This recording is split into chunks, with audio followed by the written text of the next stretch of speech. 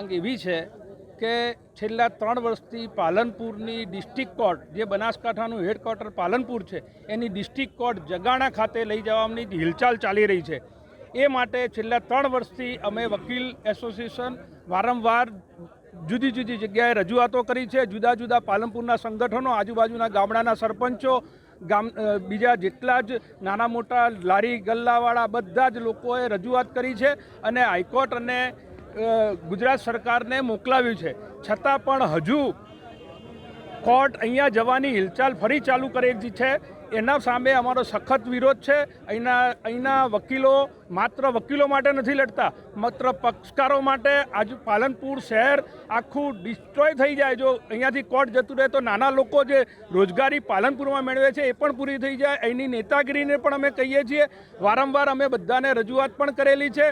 બીજું, જગાણા જે ગામ છે એ પાલનપુર લોકસભામાં નથી આવતું, બનાસકાંઠા લોકસભામાં, પણ એ આવે છે પાટણ લોકસભામાં। કોઈ પણ ડિસ્ટ્રિક્ટ કોર્ટ હોય એ પોતાના હેડક્વાર્ટર, જે જિલ્લાનું હેડક્વાર્ટર હોય ત્યાં જ હોવી જોઈએ।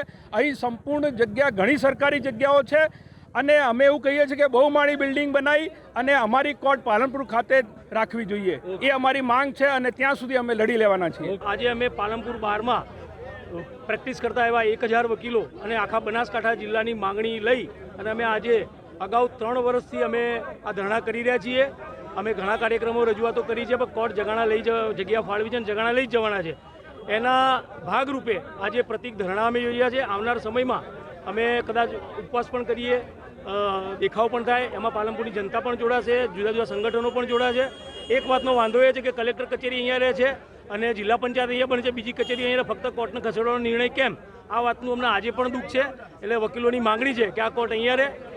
હિતમાં નથી, સામાન્ય આમ જનતાને ઘણી મોટી હાડમારી ઊભી થશે અને એમને પૈસા તેમજ બીજી સમયની અને બીજી ઘણી તકલીફો ઊભી થશે।